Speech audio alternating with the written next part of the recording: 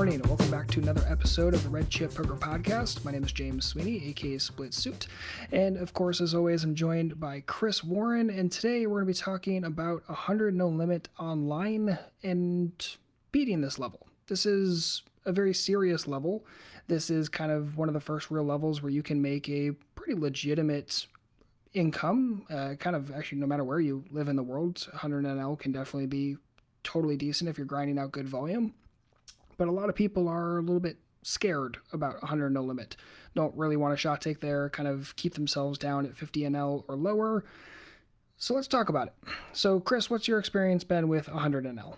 Yeah, so I'm really thinking about 100 NL in 2020, right? Because back in the day when I sort of ground myself up the stakes, 100 NL was, you could set mine, you could take advantage of just being very tight. And I think that doesn't exist as much anymore. And, having sort of recently went from live to online and kind of being pretty careful and moving up the stakes, playing a lot of 100 NL, I kind of saw that play out. People are they're not terrible poker players at 100L anymore. Certainly you can find them from time to time. If you play on a Friday, you get some pretty juicy games. But, like you said, there's a level of seriousness to 100 NL that I think really starts to kick in. Yeah, that's totally fair. And 100 NL is really what I've probably played the most amount of hand volume at over my entire career. And it is always kind of an interesting limit because it's like the people that beat 50 but couldn't quite move up really kind of just like capped out at 50 no limit. And then 100 no limit was really like a massive transition stage for people that were going to quickly burn from 50 to 100 to 200 and then continue moving if they wanted to. But also kind of this place where people that just couldn't beat 200 just sat at 100 forever. And like you said, back then they used to play a much simpler game. The game was far, far easier. Set mining was totally fine, and playing a very, very simplified preflop and postflop strategy worked. But what do 100 no limit games look like today for people that aren't playing there yet and maybe have some preconceived notions about what they think that game is looking like? Yeah. So I would say it's just the general trend in poker. It's that, pretty much all the really crazy players without any merits to their play, those players are pretty much gone as you start to move up, right? You can certainly get that in a 10 no limit game, a 20 no limit game, some 50 no limit. But, by the 100 no limit games, you're like, those people will pop in from time to time. Some of them might, you might have one player at your table, and that's a good table. But, it's just people know how to play the basics of poker. So if you want to be someone who beats the people who play the basics of poker, you need to take that next step. And a lot of those next steps are really kind of understanding kind of the basic frequencies that people are taking actions with, and then where the gaps are. So let's kind of break this conversation up and start by talking a little bit with the preflop orientation. So people that are playing decent frequencies preflop, what are you doing? What are you looking for? How are you identifying when someone's not really holding good frequencies? And more importantly, when someone is holding decent frequencies, what is kind of your approach to them? Yeah, good question. So I can only speak to the 100 no limit games that I've played recently, as in terms of like what I think is happening. But I think in general, I would say that most of the regs, right? You're going to have your casuals, but the regs are going to have a sort of locked in part of their game. Maybe it's like they don't play too many hands pre-flop, they don't call too much, or maybe it's like they actually 3-bet pretty well, or they play their good hands aggressively, 4-betting ace king, things like that. You might start to see a lot more of that, right? I think at 50 NL, like I can't ever remember being 3-bet like in an appropriate way. It was always just like maybe one person being a maniac or not getting 3-bet really at all except by premium hands. So at 100 no limit, you're going to run into someone who starts, 3-betting you appropriately when you open in the cutoff, and they have a nice, solid range in the button. Now, what I do is I really want to understand what is the game I'm playing in. That's, I think, the number one thing to start thinking about is just like, what is the trend? What do people do well? And then what are the gaps? And so the main things you're looking are, it's like, what's their opening strategy? How many hands do they call raises with? What's their three betting strategy?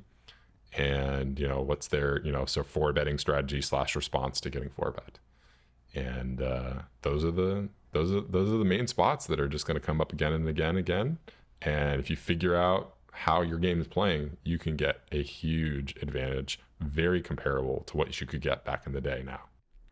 What's up, everyone? Just wanted to let you know that this week is the last week for our Black Friday deal. By the time the next podcast comes out, you will no longer be able to get the deal. So if you want it, you have to get it now. And just to remind you, that's including our new early access GTO 6 max ranges. I've gone through and simplified everything so that it's completely usable for a beginner. You don't need GTO experience. You can just get right in there. It'll make sense. We'll be able to take you through that. We'll have more content coming out on that over the 3-month period of the deal. So yeah, go check that out. Adam's bet sizing course, Weasel, is also out. So check that out. I think it's a fantastic deal. Go to redchippoker.com/Black Friday. That's redchippoker.com/Black Friday.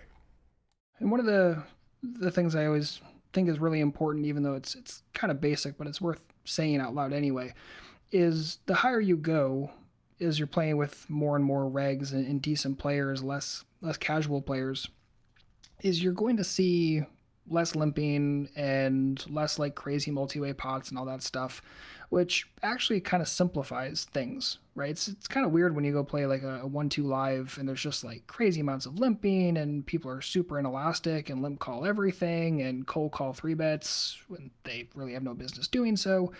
And, those kind of things can really throw a wrench into your preflop strategy and hand selection and all that kind of fun stuff. But when you're playing in these games, just more simplified, less limping to contend with and less like crazy multi-way pots, which just allows you to really focus in on the parts of your game that can generate massive edge.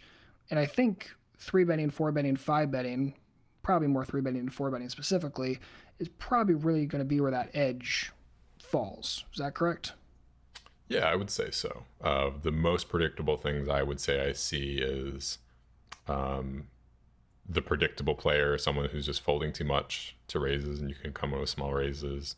The same predictable player who knows how to open aggressively and you can 3-bet them. And the player who kind of 3-bets pretty aggressively, but they'll be very respectful of 4-bets and or don't 4-bet you a lot themselves as well. Makes total sense. So when you're playing, let's talk about that person. So the person who's not really throwing much 4-betting into their game, mm-hmm. right? They're really just between folding against your 3-bet or calling your 3-bet.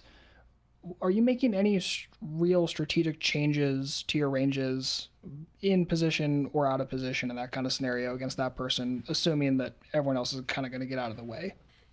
Yeah, absolutely. I mean, one of the main things that 4-betting does is it prevents someone from 3-bet bluffing you too often. And so, yeah, the number one thing that comes up is that if someone doesn't know how to 4-bet, moderately aggressively, and that includes sort of like those cusp hands, like, you're 4-betting like jacks or 10s or something in looser situations.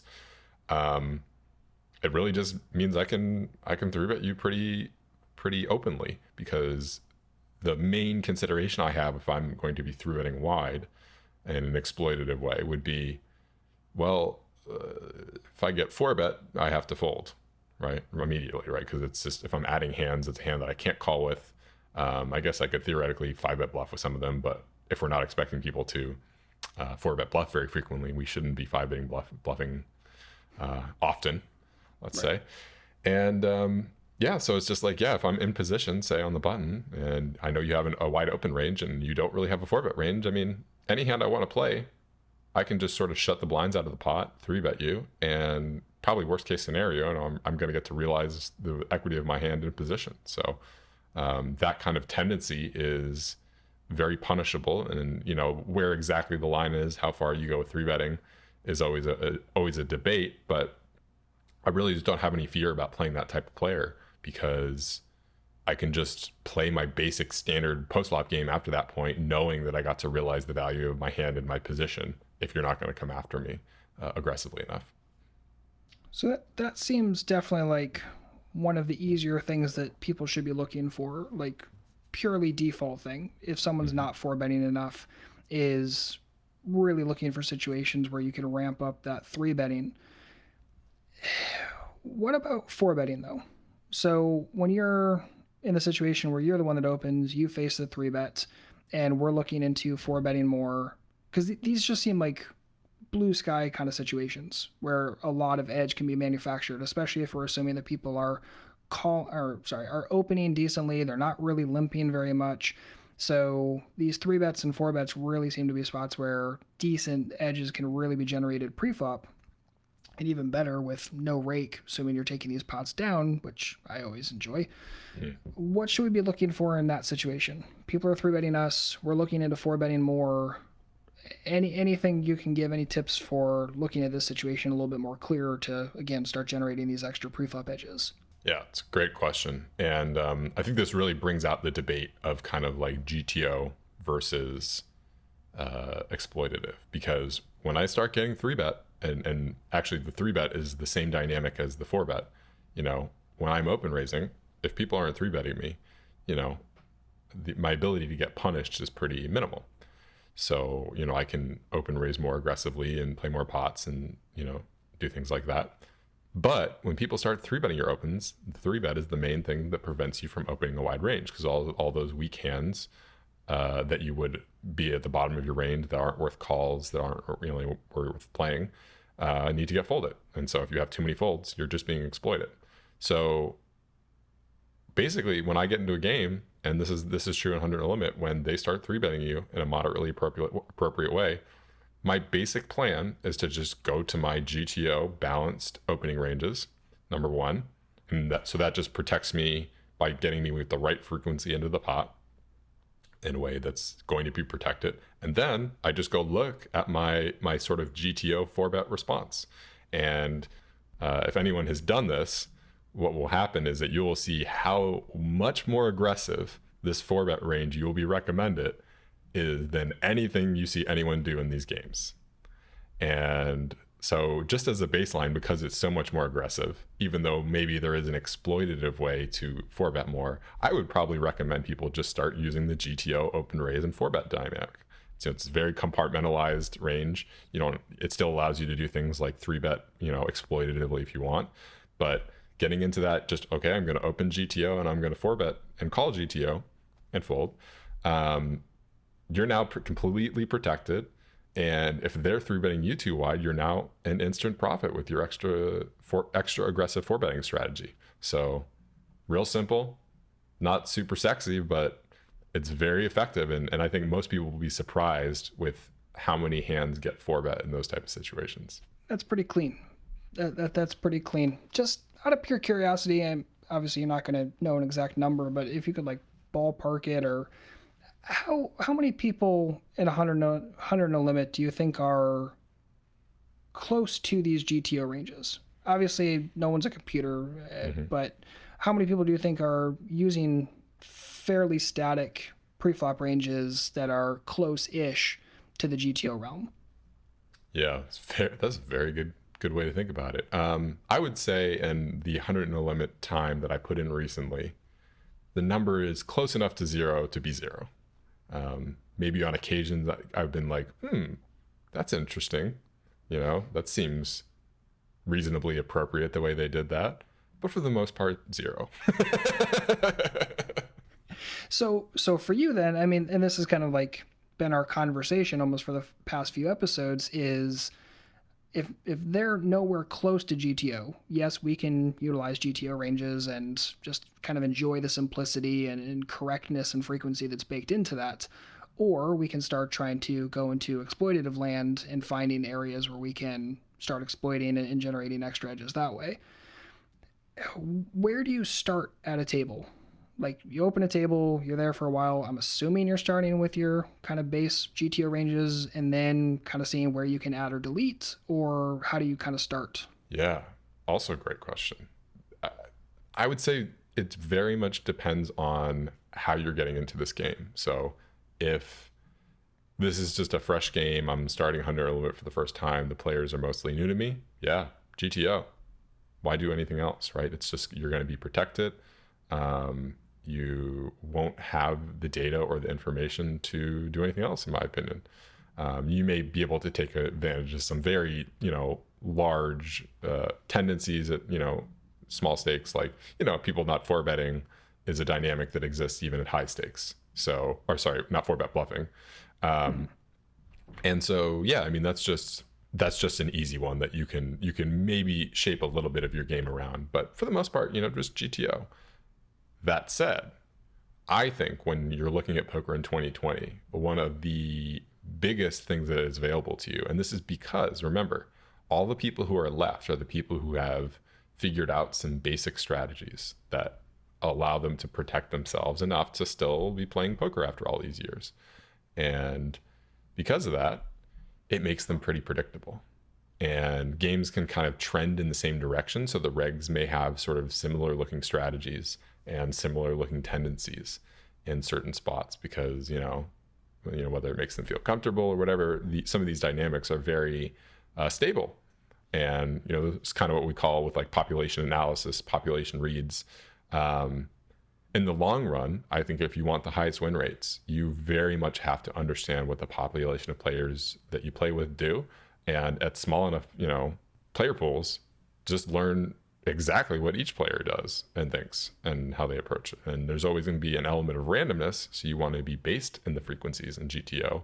But, we're not trying to know exactly what someone does every hand. What we're trying to do is we're trying to position ourselves in that position of benefit. So when I come in a game where people three bet aggressively but don't handle, they're not protected from four betting because they're three betting too wide or whatever, I just know, like, I'm going to four bet balance and I'm going to be protected, and they're going to be printing me money with all the extra hands they're three betting that they shouldn't be. So that population read for me is just really, really stable. Or if I get into a game where people call four bets too much, is another very common dynamic I've seen.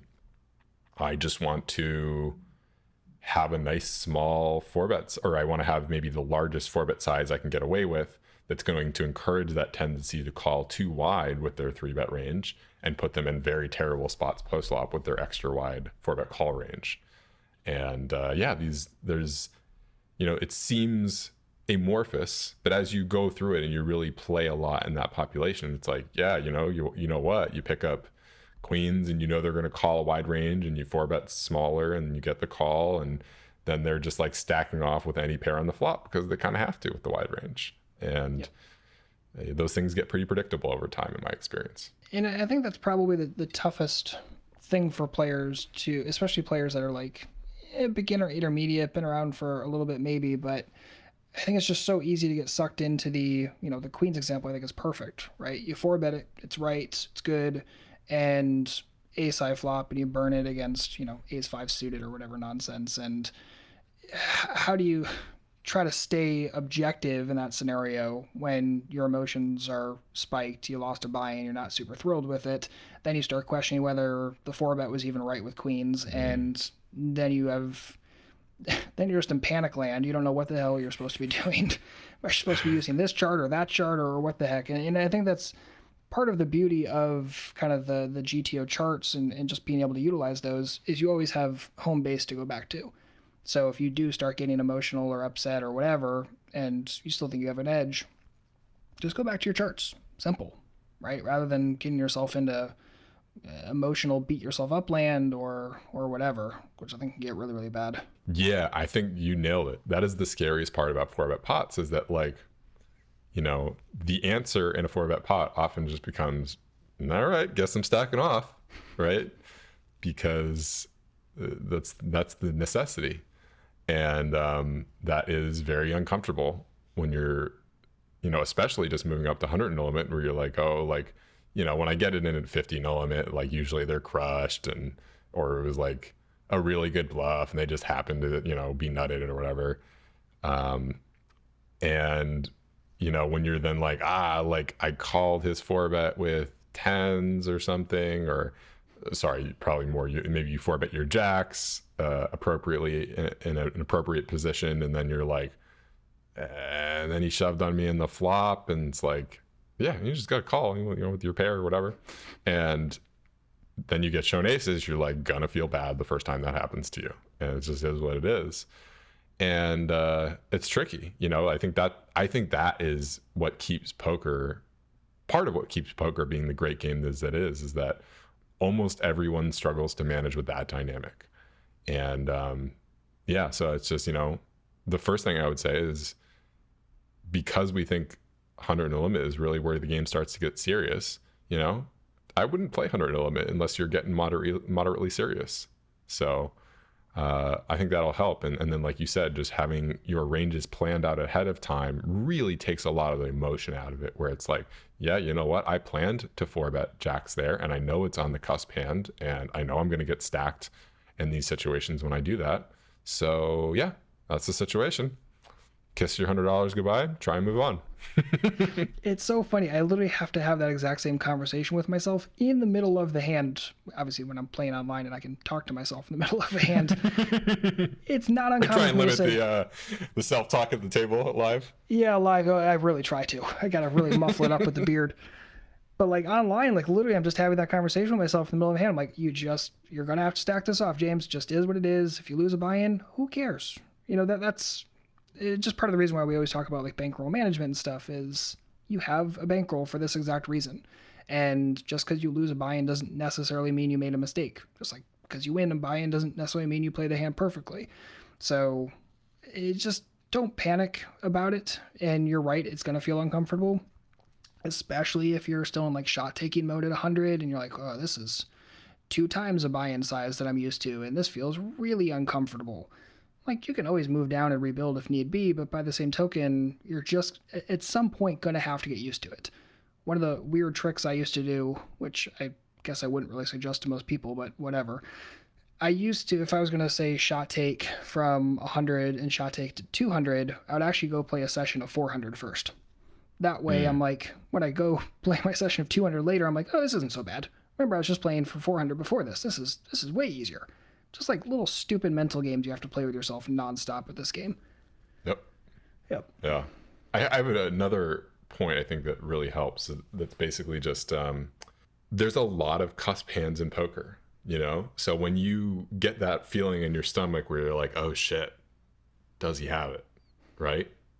That's kind of what's supposed to be happening. And like, if you have the approximate right frequencies, right? Like, as you're moving to 100 no limit, I don't think anyone's expecting you're going to have perfect GTO memorization and all that type of stuff. And, I'm doing this exactly 7% of the time. And that's not what's needed, right? You're trying to get about in the right place. And so if you, stack off with jacks and you go and look at it afterwards and you're like, I should have only been stacking off with queens. You're not that far off. It's not that big a deal.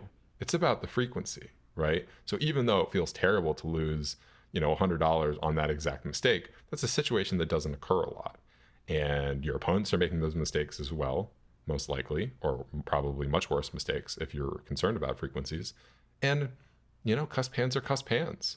And it's just, like, it's so hard. It's so easy to be hard on yourself in the moment when you're like, oh, I just kissed $100 goodbye that I didn't have, and not see all the times where you benefited from that or you were getting it. And so just be aware, cusp hands are cusp hands. It's not a big deal. Take the lesson and move forward, check it afterwards, do all the right things. But, it happens to every poker player, even the best ones. I think that's really, really good advice. Honestly, it's going to happen. And also reminding yourself how often those kind of cuspy situations arise. Like, because we get so panicked about the monetary loss, and it's like, well, yeah, but like I just lost $100 100% of the time right this moment, right? Mm-hmm. But it's not going to happen that often, and like you said, sometimes you benefit on it in the inverse. It just didn't happen this time, so yeah, don't beat yourself up over it, especially if you're in shot take mode. It happens. Go back, study it, learn, and go from there. So we've been talking a lot about kind of the pre-flop stuff. Let's kind of transition a little bit more into post-flop. So you mentioned frequencies quite a bit when it comes to the pre-flop game, 100% agreement. Obviously, frequencies are super important post-flop, although a lot more complexity. How are you thinking about post-flop at 100 NL in 2020 and moving into 2021? Yeah. Yeah, and I think this follows the same theme. It's a level of escalation and seriousness that you kind of have, and discipline that you'll probably need to implement. But you don't need to be perfect, and you don't need to be obsessed about memorizing everything perfectly and exactly. And so, the first thing I would really just start thinking about is what are the bet sizes I'm going to use, and how can I get some bluffs into most of my ranges.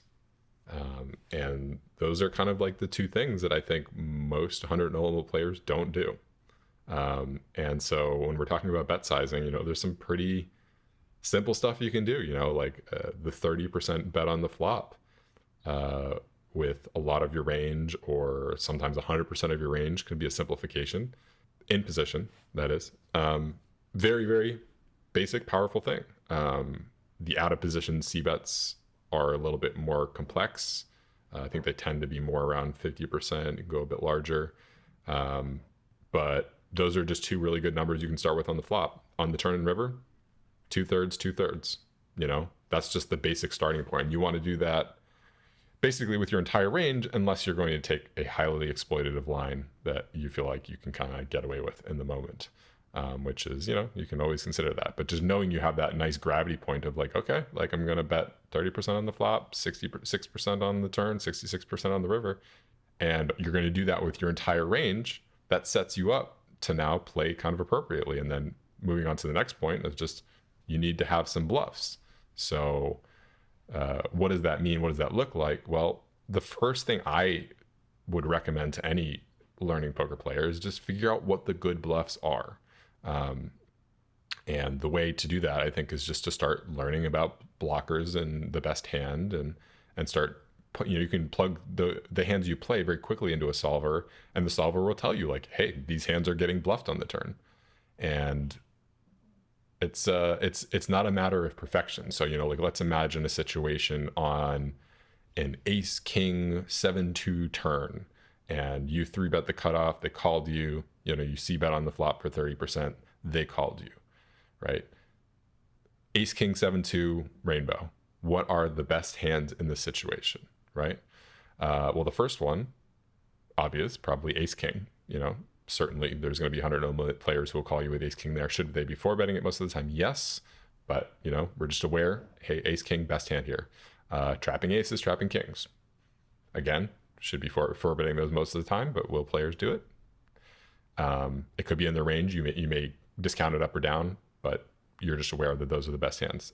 Pocket sevens, another very staple hand, I would say, in this situation for the cutoff to call you with.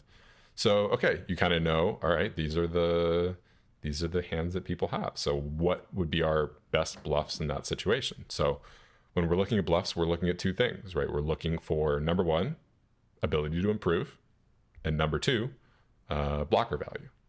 So on that very, very dry board, one of the best things we could probably block would be a king, right? So our king X hands. And then we just have to think about, okay, so if I have king X and I bet 30% small on the flop, like, I didn't really give you the ordering, but it doesn't really matter. Sure. We'll just say, okay, you have some showdown value. So what value do you have betting on the turn with the king? Not much. So, okay, king's going to be out because we'll probably want to check that hand on the turn. After that, let's say, okay, how do we block aces, kings, and sevens? Well, aces, kings, kind of similar situation. If I have like a really good ace that I want to bet again, like I'm going to be betting that one a lot. Don't really want to turn it into a bluff. My weaker aces will just be checked for showdown value. So those aren't good bluffs. So just moving forward, so what are our options? So we could block sets of sevens, and we can have improvement value. And so how value is blocking a set of sevens? Well, if you have a player who is 4-betting their aces, kings, and ace king quite a bit, it's actually reasonably good, right? It's going to be hard for someone to call you down without 2-pair or a set if you go triple barrels. So, if you had a hand like 7-8, 7-6, things like that, if those are in your range, all of a sudden you start to be like, okay, maybe I could find some bluffs with those hands, right? Because you're expecting, say, if the flop came like ace high, maybe they'll call you with some under pairs to the ace, things like that. And then what else is there? Well, there's Gutshots. And so, I picked an intentionally simple board, but your gut shots are kind of some of your best hands to bluff here because there's really not many ways to block hands on this board, but gut shots have improvement value to be even the best hands, so they make up bluffs. Fair. And the way that I think about that exact spot, especially when it comes to like the blocker values, a gut shot with queen jack or queen 10, is you're also then blocking kind of the best combination of top pair they can make, right? Ace Yes, queen, king queen, ace jack kind of stuff. exactly. And may not seem like a lot, but in the long run, that can definitely benefit you when you're reducing more and more of the possible combinations that they would feel incredibly comfortable giving three streets of value with. Because the more that you have of that, then what their next strongest top pair is ace jack, ace 10, king 10. I mean, is that really going to hold up for three streets? I'm not sure. Yeah, exactly correct. Yeah, there is, and I think it's what you will find consistently is that the best players consistently have that kind of, whenever you talk to a good poker player, I don't know if you have the experience, they always have that inner monologue about the blockers. It's like, oh, there's this and there's that, and there's kind of that visualization process happening of like, how is their range and how did it get here, and that really is, in my opinion, kind of like the more serious level of poker is when you really start to get into that and visualizing that. And you don't have to be perfect. I think that's the important thing to remember is just like intuitively, I know in that spot, the gut shots are the best hands to bluff.